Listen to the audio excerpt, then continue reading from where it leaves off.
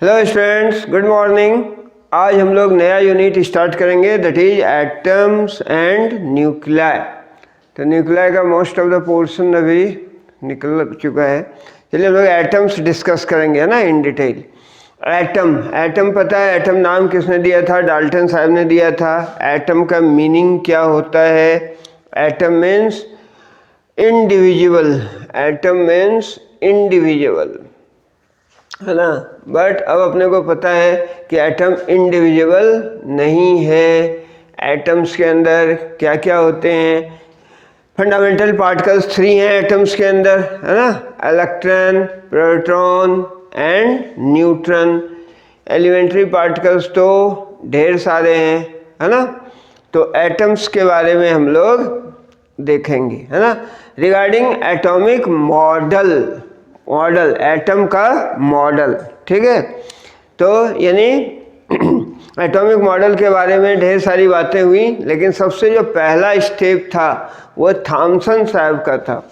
Thompson, J Thomson in the year of 1898, है ना।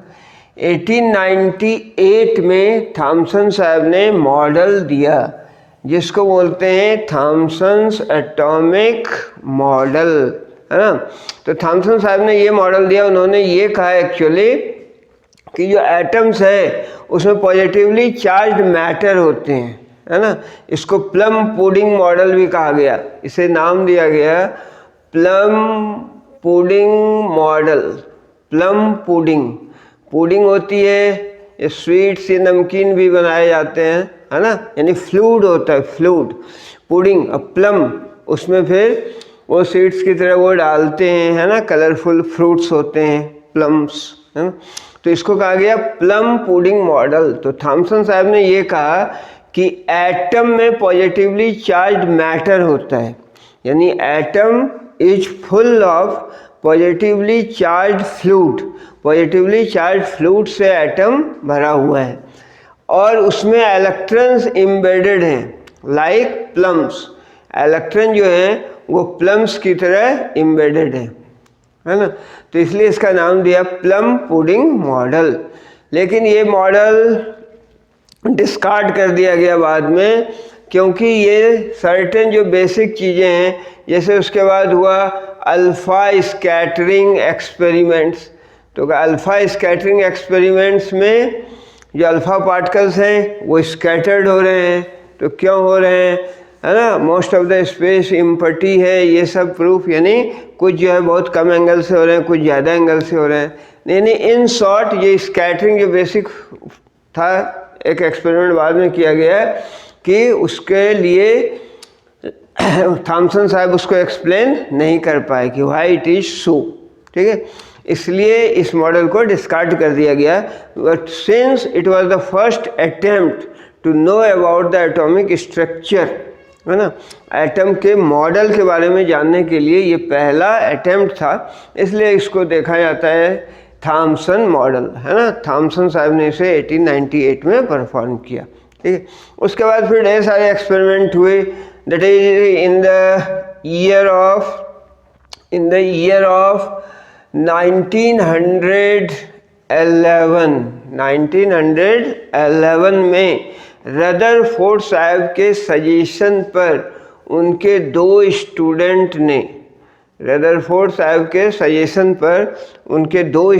ने एक्सपेरिमेंट परफॉर्म किया इन द ईयर ऑफ 1911।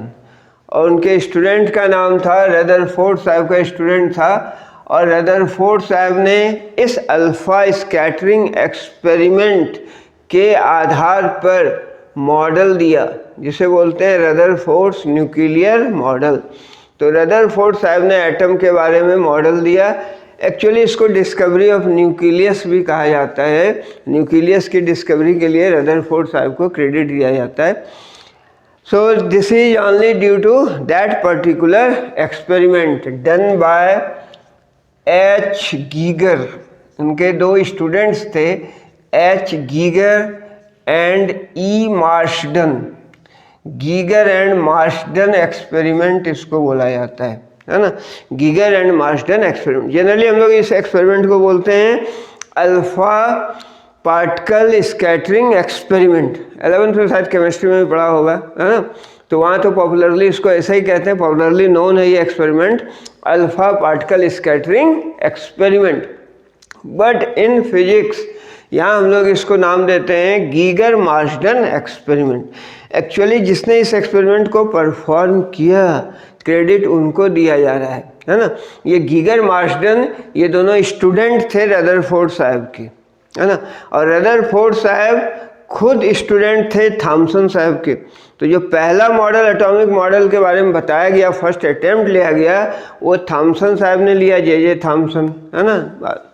उसके बाद उनके स्टूडेंट रदरफोर्ड साहब ने मॉडल दिया, एटम के बारे में बताया, रदरफोर्ड न्यूक्लियर मॉडल या रदरफोर्ड प्लानिटरी मॉडल भी उसको कहते हैं।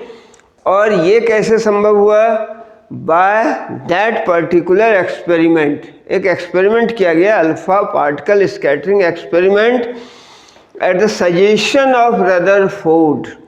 और उसे किया किसने? उनके ये दो रिसर्च स्टूडेंट थे, गीगर एंड मार्सडन। तो ये स्टूडेंट का चला आ रहा है ना। थॉमसन साहब ने किया, वो डिस्कार्ड हो गया।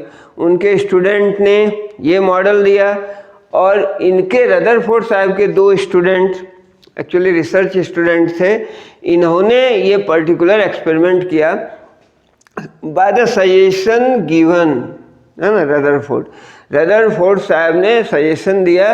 तो रदरफोर्ड साहब के सजेशन के आधार पर फिर गीगर मार्सडन ने एक्सपेरिमेंट परफॉर्म किया और उस एक्सपेरिमेंट के आउटकम के रूप में उन्होंने रदरफोर्ड साहब ने एक मॉडल दिया। तो एक्चुअली ये एक्सपेरिमेंट किया किसने? Geiger Marsden. इसलिए एग्जाम में कभी कभी ऐसे भी आते हैं, एक्सप्लेन और राइट व्हाट और डिस्क्राइब गीगर मार्सडन एक्सपेरिमेंट। तो अपने को अल्फा पार्टिकल एक्सपेरिमेंट तो है ही बेसिकली, बट यहाँ नाम क्या आएगा? Geiger Marsden experiment. ठीक है, तो ये एक्सपेरिमेंट क्या था अब हम लोग उसको देखते हैं। ठीक है, वेरी इंपॉर्टेंट एक्सपेरिमेंट जो कि रदरफोर्ड साहब के स्टूडेंट ने किया on the suggestion of Rutherford. उन स्टूडेंट का नाम क्या था? नाम था गीगर एंड मार्सडन, इसलिए इसको popularly Geiger and Marsden experiment भी कहते हैं। ठीक है, गीगर एंड मार्सडन एक्सपेरिमेंट। तो अब उस एक्सपेरिमेंट के बारे में हम लोग देखते हैं। ठीक है, तो थोड़ा सा बड़ा कर लें इसको, है ना, तो दिखेगा। तो ये है फिगर और ये थोड़ा इधर ओवरलैप कर रहा है। नाउ थोड़ा सा बढ़ाना हो तो यस, दिख रहा है? Is it visible? Last student देखो, उधर जो बैठे हैं, कुछ दिख रहा है, कुछ परेशानी भी है ऐसा समझ में आ रहा है ना? परेशानी है तो आ रहा है क्या? तो ये है experimental setup. Actually Geiger Marsden experiment alpha रे स्कैटरिंग एक्सपेरिमेंट का ये सेटअप है। इसमें क्या है? एक लेड बॉक्स होता है, लेड बॉक्स, है ना। एक्चुअली लेड बॉक्स लिया है किसने? ये एक्चुअली जो यहाँ पर एक सोर्स रखा जाता है, लिखा है source of alpha particle, source of alpha particle. ये रेडॉन हो सकता है, बिस्मथ हो सकता है, जो रेडियो एक्टिव मटेरियल हैं, रेडियो एक्टिव मटेरियल जैसे रेडॉन या बिस्मथ, वो रखा गया source of alpha particle lead box के अंदर। और लेड बॉक्स में ये फाइन होल है, ऐसे तो यहाँ फिर भी बड़ा दिख रहा है, एक फाइन होल बनाया गया ताकि जो अल्फा पार्टिकल्स निकलें एक फाइन रे के रूप में निकले, एकदम कॉलिमेटेड पैरेलल रे के रूप में निकले, है ना। इसलिए फाइन होल है और इसके अल्फा पार्टिकल जो निकलेगा इन ऑल पॉसिबल डायरेक्शन निकलेगा, वो एमिट होगा अल्फा पार्टिकल्स। एमिट किससे एमिट होगा? बिस्मथ या रेडॉन, जो रेडियो एक्टिव सब्सटेंस रखा हुआ है, इससे alpha particle all possible direction में निकलेगा, बट इधर इधर इधर जाएगा तो लेड से एब्जॉर्ब हो जाएगा, लेड उसे एब्जॉर्ब कर लेगा। और इस पर्टिकुलर डायरेक्शन में जिधर फाइन होल बना हुआ है उस डायरेक्शन में अल्फा पार्टिकल्स चलेगा। ठीक है, और फिर गोल्ड फॉयल लिया गया, गोल्ड फॉयल, गोल्ड सोने का बहुत पतली पत्ती ली गई, है ना। इसका थिकनेस लगभग था 2.1 × 10⁻⁻7 मीटर, 2.1 × 10⁻⁻7 मीटर। ठीक है, एकदम थीन गोल्ड फॉयल लिया गया। और अल्फ़ा पार्टिकल जो यहाँ से निकल रहे हैं उसको एक्सेलरेट किया, है ना। यहाँ भी d1 d2 ये क्या है, इसको कॉलिमेटेड करने के लिए है। और इसकी जो एनर्जी ली गई थी एक्चुअली एक्सपेरिमेंट में अल्फ़ा पार्टिकल्स की, वो थी 5.5 mega electron volt, 5.5 into 10⁻6 electron volt. इससे अल्फ़ा पार्टिकल को यहाँ से एक्सेलरेट किया। तो अल्फ़ा पार्टिकल्स जा रहे हैं, उसके बाद यहाँ गोल्ड फॉयल लिया, और इधर एक दिख रहा है अपने को, ये माइक्रोस्कोप है, माइक्रोस्कोप दैट इज एक डिटेक्टर लिया। उस डिटेक्टर में क्या है, माइक्रोस्कोप भी है, this one, and Z N sulphide screen है, ZnS, zinc sulphide screen. Actually zinc sulphide जो है फ्लोरोसेंट मटेरियल है, फ्लोरोसेंट। जब इस पर अल्फ़ा पार्टिकल पड़ेगी इस डिटेक्टर पर तो वो ब्राइट फ्लैश प्रोड्यूस करता है, ब्राइट फ्लैश, चमक होती, इससे काउंट होता है ना। समझ में आ रहा है। एक्सपेरिमेंट क्या था, लेड बॉक्स के अंदर सोर्स ऑफ अल्फ़ा पार्टिकल रखा, यहाँ से अल्फ़ा पार्टिकल निकला जैसे बिस्मथ रेडॉन, अल्फ़ा पार्टिकल एक फाइन होल से निकाला, देन गोल्ड फॉयल पर इंसिडेंट हुआ, उसके बाद एक डिटेक्टर रखा हुआ है, movable detector, movable detector. Entire apparatus को इवैक्यूएटेड चैम्बर के अंदर रखा गया और उस चैम्बर को भी वर्टिकल एक्सिस के अबाउट रोटेट किया जा सकता है, ठीक है। तो यहाँ पर क्या है, एक्चुअली डिटेक्टर, यहाँ पर स्क्रीन होता है, zinc sulphide screen. Zinc sulphide fluorescent material है, यानी सिंटिलेशन इफेक्ट प्रोड्यूस करेगा। जैसे अल्फ़ा पार्टिकल उस पर जाएगा तो ब्राइट फ्लैश प्रोड्यूस होगा। इसमें माइक्रोस्कोप भी लगा हुआ है, लो पावर माइक्रोस्कोप, है ना। तो ये एक्सपेरिमेंट किया गया, अल्फ़ा पार्टिकल इंसिडेंट हुए गोल्ड फॉयल पर, देन वेरियस डायरेक्शन में क्या हुए, वो वेरियस डायरेक्शन में वो स्कैटर्ड हुए। तो फिर इसका ग्राफ बनाया गया, है ना, graph between alpha particles scattered, graph between alpha particles scattered, इस पोर्शन को हटा देता हूँ, and the scattering angle, graph between alpha particles scattered and scattering angle, ठीक है, ठीक है। तो ये जो ग्राफ हुआ, इसे ग्राफ से ग्राफ में ले आते हैं फिर। तो this one is the graph, where it is, yes, है ना।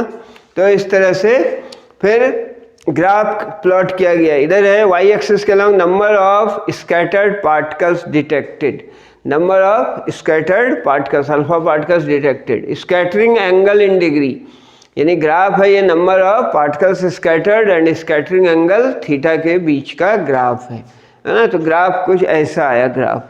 ग्राफ का नेचर ये बता रहा है कि यहाँ पर नंबर बहुत ज़्यादा है और ये एंगल बहुत कम है ना। तो most of the alpha particles were scattered with very small angle, very small angle के लिए n बहुत ज़्यादा है, तो most of the alpha particles were scattered with very small angles. उसके बाद फिर देखो यहाँ जैसे जैसे आ रहे हैं एंगल बढ़ता जा रहा है, तो एंगल जब बढ़ता जा रहा है तो few alpha particles were scattered by large angle, बहुत कम alpha particles very large angle से स्कैटर्ड हुए, डिफ्लेक्ट हुए, और ये 180 पर लगभग आ गए। यहाँ पर very few alpha particles were scattered by angle 180, यानी हेड ऑन कॉलिजन की तरह अल्फा पार्टिकल गया और फिर वापस उसी पाथ को रिट्रेस किया। तो ऐसे पार्टिकल बहुत कम आए। Very large particles were scattered with very small angle. तो इससे ये पता चला कि जो एटम के बीच का जो स्पेस है, most of the space in atom is empty, atom के अंदर का बहुत सारा जो स्पेस है वो खाली है। उसके बाद उन्होंने कहा कि वेरी फ्यू वो स्कैटर हुए 180 एंगल से, यानी इसके आधार पर ये कहा गया कि जो सेंटर है एटम का वो एक्सट्रीमली स्मॉल है ना, और वो जो कोर है एक्चुअली सेंटर वो पॉजिटिवली चार्ज होता है। उसका जो साइज है एटम के अंदर, उसको कोर को न्यूक्लियस बोला गया, एक्सट्रीमली स्मॉल कोर, उसको न्यूक्लियस कहा गया। और कहा गया कि मोस्ट ऑफ द क्या मोस्ट या almost entire mass is concentrated at that point, है ना, यानी कोर यानी न्यूक्लियस में ऑलमोस्ट ये मास है सारे उसी में कंसंट्रेटेड हैं, और जो चार्ज है टोटल पॉजिटिव चार्ज जो एटम का है वो वहाँ पर होता है, ठीक है। और उन्होंने कहा कि इलेक्ट्रॉन इसके चारों तरफ चक्कर लगाता है। यानी इस एक्सपेरिमेंट के आधार पर रदरफोर्ड साहब ने मॉडल दिया जिसको बोलते हैं रदरफोर्ड प्लानिटरी मॉडल और Rutherford nuclear model. Planetary model इसलिए बोलते हैं कि अपने सोलर सिस्टम में जो प्लैनेट्स हैं वो सन के अराउंड इसी जैसे घूमते हैं, वैसे ही रदरफोर्ड साहब ने कहा कि एटम के चारों तरफ इलेक्ट्रॉन्स घूमते हैं सर्टेन ऑर्बिट में, है ना। और इसको न्यूक्लियर मॉडल कहा गया क्योंकि यहाँ न्यूक्लियस की बात हो रही है। रदरफोर्ड साहब ने एक्चुअली न्यूक्लियस की डिस्कवरी के लिए उनको क्रेडिट दिया जाता है। उन्होंने ये बताया कि एटम के सेंटर में कोर होता है जो काफ़ी डेंस होता है, ऑलमोस्ट जो इंटायर मास है, क्योंकि इलेक्ट्रॉन भी है ना, बट इलेक्ट्रॉन का मास बहुत कम होता है, तो ऑलमोस्ट इंटायर मास उसी में कंसंट्रेटेड होता है और सारे पॉजिटिव चार्ज वहीं पर होते हैं, क्योंकि अल्फा पार्टिकल चार्ज पार्टिकल है। अल्फा पार्टिकल बोले तो He2+ हीलियम का न्यूक्लियस है, पॉजिटिवली चार्ज है, तो अगर उससे रिबाउंड हो रहा है या डिफ्लेक्ट हो रहा है, इसका मतलब क्या हुआ कि जो एटम का जो कोर है दैट इज न्यूक्लियस है वो पॉजिटिवली चार्ज है, क्योंकि इलेक्ट्रॉन तो वहाँ नहीं हो सकता। दो कारण हो सकते हैं डिफ्लेक्शन के, या तो अट्रैक्शन या repulsion. Attraction bye electron alpha particle को अट्रैक्ट करे, या deflection bye positive charge, proton positive charge है न्यूक्लियस के अंदर तो वो डिफ्लेक्ट करेगा अल्फा पार्टिकल को, है ना। लेकिन पहला डिस्कार्ड हो जाएगा क्योंकि इलेक्ट्रॉन का जो मास है वो अल्फा पार्टिकल से नियरली कितना 8,000 टाइम्स कम है। यानी अल्फा पार्टिकल का मास 8,000 टाइम्स ज़्यादा होता है इलेक्ट्रॉन से, इसलिए इलेक्ट्रॉन उसको डिफ्लेक्ट नहीं कर सकता। ये तो वैसे ही बात हो गई जैसे कोई बुलेट जा रही है, बुलेट फायर किया और मॉस्किटो से टकराई, या टकराने के पहले मॉस्किटो ने उसे मोड़ दिया, है ना। तो मॉस्किटो बुलेट को कैसे मोड़ेगा, उसी तरह ये बात तो नहीं हुई कि वहाँ नेगेटिव चार्ज नहीं हो सकता। इसलिए रदरफोर्ड साहब ने यह कहा कि न्यूक्लियस होता है एटम के सेंटर में, इससे उन्होंने कंक्लूजन निकाला और ये ट्रैजेक्टरी के बारे में बताया, है ना। ये क्या है, this is the trajectory of alpha particles, ठीक है। ये ट्रैजेक्टरी क्या है, यही है ना। तो यहाँ से यदि हम लोग देखें इस फिगर को थोड़ा यहाँ ले आते हैं लाइक दैट, ठीक है, यहाँ से थोड़ा सा लेते हैं, हाँ। तो ये ट्रैजेक्टरी बताता है एक्चुअली अल्फा पार्टिकल्स की ट्रैजेक्टरी के लिए ये है। देखो ये incident beam of alpha particles हैं, अल्फा पार्टिकल्स बीम। सेंटर में जैसे उन्होंने कहा न्यूक्लियस है, तो जो अल्फा पार्टिकल एक को दिखाया गया अपन हेड ऑन कॉलिजन जो हो रहा है वो 180 डिग्री से वापस आ रहा है r0 डिस्टेंस पर। इस r0 को कहा जाता है डिस्टेंस ऑफ क्लोजेस्ट अप्रोच, यानी जो अल्फा पार्टिकल्स आ रही है ना, ये न्यूक्लियस के पास बिल्कुल नहीं, इसके थोड़ा पहले ही आके फिर पाथ को रिट्रेस करती है। यानी न्यूक्लियस की ओर जब आ रही है तो उसकी जो काइनेटिक एनर्जी है वो धीरे धीरे घटती जाएगी, यहाँ रुक गई और वापस फिर अपोजिट डायरेक्शन में एक्सेलरेट हो गया, है ना। यानी इसकी जो इंटायर काइनेटिक एनर्जी है वो इस पॉइंट पर आने के बाद न्यूक्लियस से r0 डिस्टेंस पर वो कन्वर्ट हो गई इलेक्ट्रोस्टैटिक पोटेंशियल एनर्जी में। तो इस डिस्टेंस को यहाँ से कि हेड ऑन कॉलिजन जो सीधा आ रहा था न्यूक्लियस के, वो सर्टेन डिस्टेंस के पहले वहाँ से लौट गया, तो ये जो डिस्टेंस है r0 इसको बोला जाता है डिस्टेंस ऑफ क्लोजेस्ट अप्रोच। इसको बोला जाता है डिस्टेंस ऑफ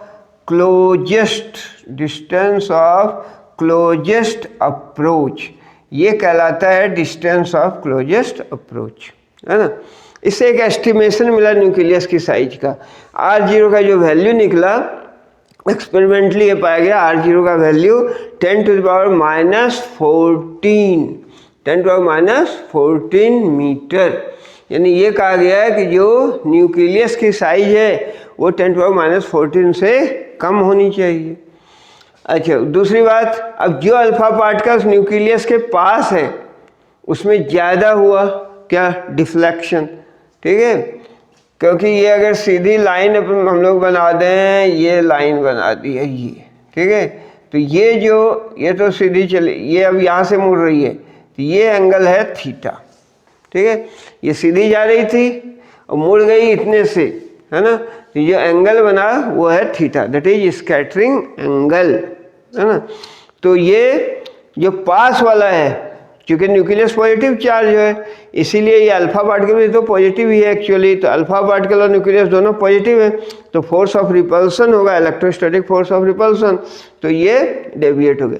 अब जो अल्फा पार्टिकल दूर जाते जा रहे, जो दूर वाले हैं, जैसे ये देख ले एक्सट्रीम वाले, दूर वाले अनडेविएटेड ही चला गया, उसके पहले वाले, अब इससे जो दूर होता जाएगा तो उसमें जो डिफ्लेक्शन है वो कम होता जाएगा, क्योंकि फोर्स ऑफ रिपल्सन कम होता जाएगा, और जो एकदम बिल्कुल दूर है तो वो अनडेविएटेड मोस्टली चला गया।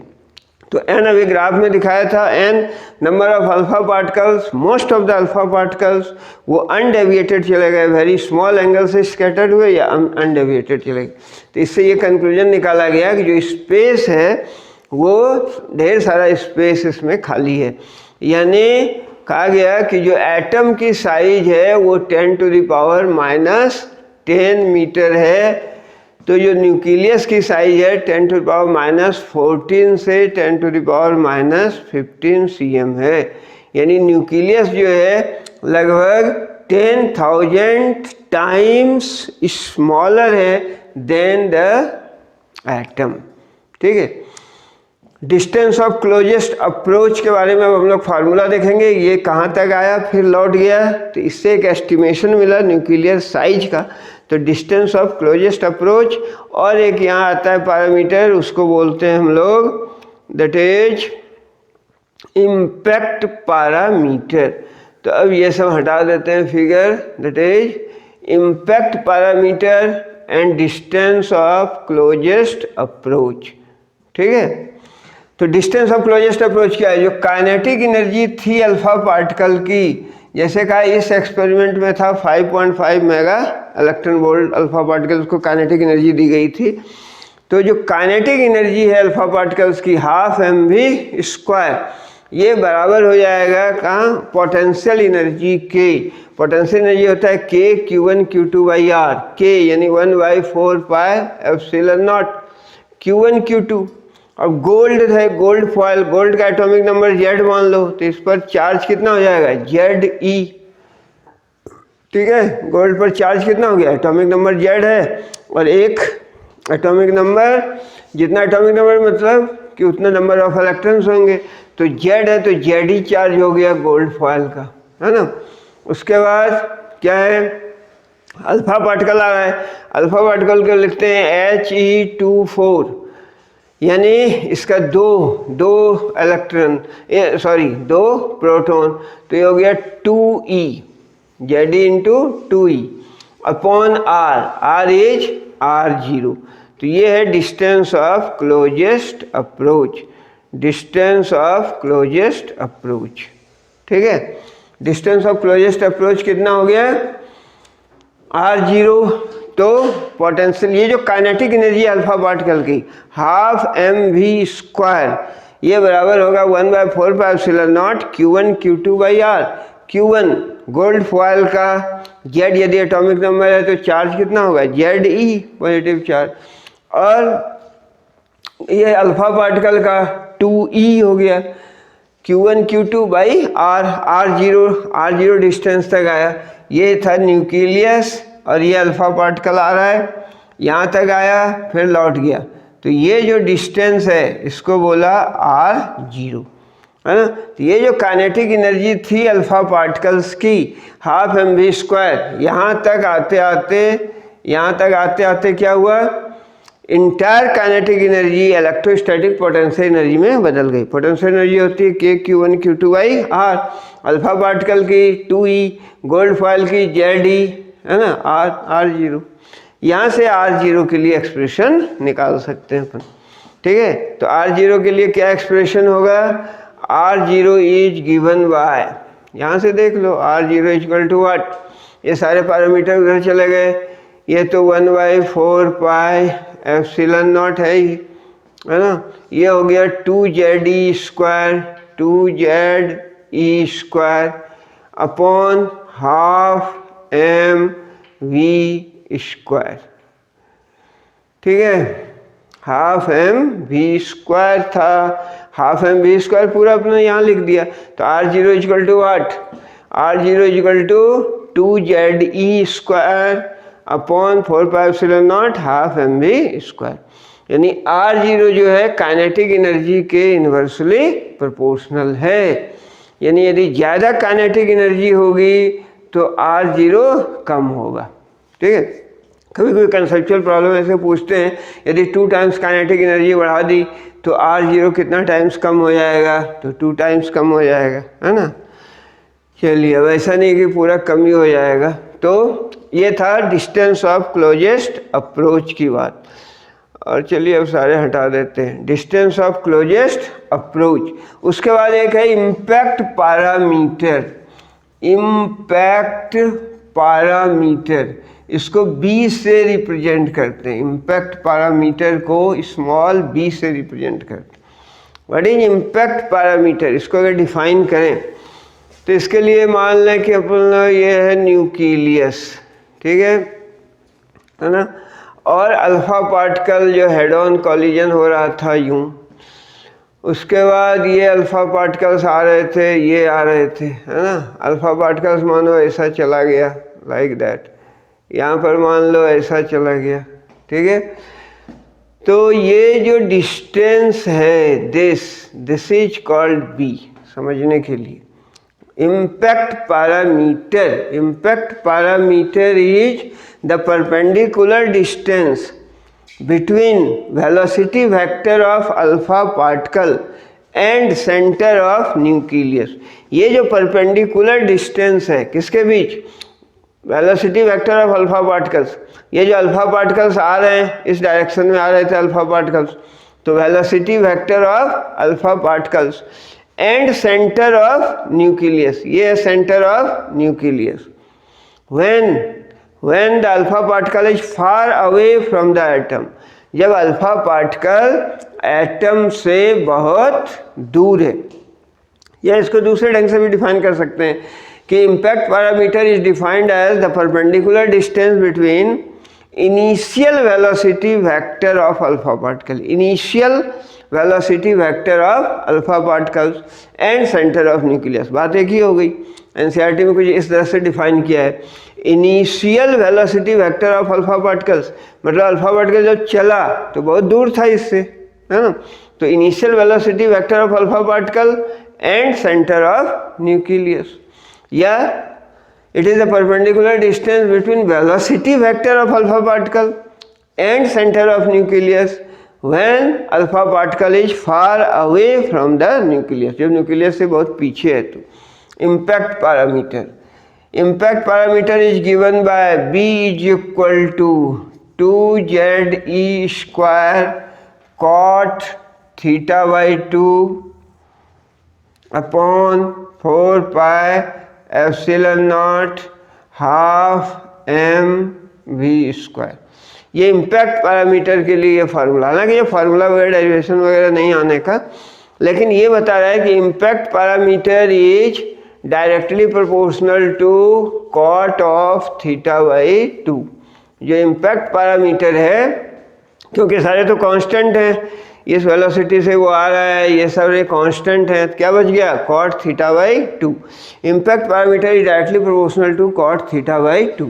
और cot का वैल्यू है ना, 10 का वैल्यू थीटा बढ़ने पर बढ़ेगा, cot का वैल्यू थीटा बढ़ने पर घटेगा, है ना। यानी थीटा जितना ज़्यादा होगा इम्पैक्ट पैरामीटर उतना कम होगा, ठीक है। यानी अगर ज़्यादा डिफ्लेक्शन हो रहा है, थीटा का वैल्यू ज़्यादा है, तो क्या होगा, इम्पैक्ट पैरामीटर कम होगा, यानी पास आएगा, है ना। तो पास वाले ज़्यादा रिपल्सिव फोर्स एक्सपीरियंस करेंगे, दूर वाले कम करेंगे, है ना। थीटा का वैल्यू जितना ज़्यादा होगा बी का वैल्यू उतना कम होगा। थीटा के इन्वर्सली प्रोपोर्शनल है, क्योंकि टेन ऑफ थीटा, 10 में 10 0 0 10 31/√3 फिर 1 फिर √3, 10 का वैल्यू थीटा बढ़ने से बढ़ता है, तो कॉट का वैल्यू क्या होगा 1/10 होता है, घटता है ना। तो b is inversely proportional to this. यानी इससे क्या मिलता है अपने को रिगार्डिंग द ये एक्सपेरिमेंट, ये सारे डिस्कशन थे। और इसके आधार पर रदरफोर्ड साहब ने मॉडल दिया जिसको बोलते हैं रदरफोर्ड प्लैनेटरी मॉडल और Rutherford nuclear model. Rutherford nuclear model, है ना। न्यूक्लियस के बारे में इन्होंने बताया, तो एटम के बारे में बताया। उन्होंने ये कहा कि एक्चुअली कि जो इलेक्ट्रॉन्स हैं, इलेक्ट्रॉन सर्कुलर पाथ में मूव करते हैं, है ना। इलेक्ट्रॉन्स जो है वो सर्कुलर पाथ में मूव करते हैं, है ना। अरे यार क्यों नहीं आ रहा है ये, चल। इलेक्ट्रॉन्स वो मूव करते हैं एक्चुअली सर्कुलर पाथ में। बन ही नहीं रहा। तो ये हो गया रदरफोर्ड मॉडल, ठीक है। रदरफोर्ड मॉडल में ये कहा गया एटम के बारे में कि ये रिवॉल्व करता है एक्चुअली इलेक्ट्रॉन न्यूक्लियस के अराउंड, इलेक्ट्रॉन न्यूक्लियस के अराउंड रिवॉल्व करता है। और मान लो यहाँ पर इलेक्ट्रॉन दिखा दिया अपन ने, अरे यार, ठीक है। इलेक्ट्रॉन रिवॉल्व करता है इन सर्कुलर ऑर्बिट। ये मान लो कि ऑर्बिट जो है इसका रेडियस है r। इलेक्ट्रॉन रिवॉल्व करता है इसमें around the nucleus, and nucleus is positively charge. Nucleus क्या है, ये पॉजिटिवली चार्ज होता है, ठीक है। तो रदरफोर्ड साहब ने उस एक्सपेरिमेंट के आधार पर, गीगर मार्शडेन एक्सपेरिमेंट के आधार पर एक मॉडल दिया जिसको रदरफोर्ड न्यूक्लियर मॉडल और रदरफोर्ड प्लैनेटरी मॉडल कहते हैं। इसके आधार पर उन्होंने ये कहा कि एक्चुअली न्यूक्लियस क्या होता है, एटम क्या होता है। कहा कि एटम का जो मोस्ट ऑफ द स्पेस है वो एम्प्टी है, और एटम की जो साइज है वो न्यूक्लियस के साइज के कंपैरिजन में 10,000 टाइम्स बड़ा है। न्यूक्लियस सेंटर में होता है, कोर, सेंट्रल कोर है ये एटम का, और सारे पॉजिटिव चार्ज कंसंट्रेटेड होते हैं न्यूक्लियस में। ऑलमोस्ट इंटायर मास, क्योंकि इलेक्ट्रॉन तो रिवॉल्व कर रहा है, इलेक्ट्रॉन का मास वैसे बहुत कम होता है, तो almost entire mass is concentrated in the nucleus, है ना। और इलेक्ट्रॉन इसके चारों ओर चक्कर लगाता है, ठीक है। लेकिन इस मॉडल के कुछ ड्रॉबैक्स आए, मेनली 2 ड्रॉबैक्स हैं। इसके जो लिमिटेशंस हैं वो 2 लिमिटेशंस आर देयर। क्या ड्रॉबैक्स है, ये कहा गया कि इलेक्ट्रॉन जब घूम रहा है, क्लासिकल थ्योरी ये कहती है कि जब घूम रहा है, एक्सेलरेटेड चार्ज है, accelerated charge is the source of electromagnetic wave. जो एक्सेलरेटेड चार्ज है ना वो सोर्स होता है इलेक्ट्रोमैग्नेटिक वेव का। तो इलेक्ट्रोमैग्नेटिक वेव से इससे रेडिएट होगा, निकलेगा, ठीक है, निकलता जाएगा, इसकी एनर्जी कम होती जाएगी। तो फाइनली क्या होगा, यूँ इलेक्ट्रॉन रिवॉल्व कर रहा था, यूँ फाइनली क्या होगा, ये कोलैप्स हो जाएगा न्यूक्लियस में। यूँ आ रहा है, यूँ इस डायरेक्शन में आ रहा है, फिर ऐसे आया, है ना। क्यों ऐसा होगा, क्योंकि एक्सेलरेटेड चार्ज है, एक्सेलरेटेड चार्ज जब मूव करता है तो ये एनर्जी रिलीज करती है, इसकी एनर्जी कम होती जाएगी और फाइनली ये कोलैप्स कर जाएगा। But experimentally it is found that atom is stable, atom stable होता है। तो इसका आंसर रदरफोर्ड मॉडल में नहीं मिलता है, ठीक है। और दूसरा है regarding spectral lines, origin of spectral lines, है ना। ये कहते जो एटम है ना, तो एटम के करस्पॉन्डिंग अपने को स्पेक्ट्रल लाइंस मिलते हैं। यानी ये जो फ्रीक्वेंसी इमिट करेगी, है ना, यदि ऐसा ये घूम रहा है तो इसकी सारी फ्रीक्वेंसी होगी लगभग, लेकिन स्पेक्ट्रल लाइंस में ये सारे लाइंस नहीं मिलते हैं। यानी स्पेक्ट्रल लाइंस का जो ओरिजिन है वो एक्सप्लेन नहीं हो पाता है रदरफोर्ड मॉडल के आधार पर। उसके बाद नेल्स बोर साहब ने फिर मॉडल दिया इन द ईयर ऑफ 1930, जिसकी चर्चा हम लोग कल करेंगे, और रदरफोर्ड मॉडल में भी कुछ बातें हैं, कल हम लोग इसको डिस्कस करेंगे। Till that, thank you.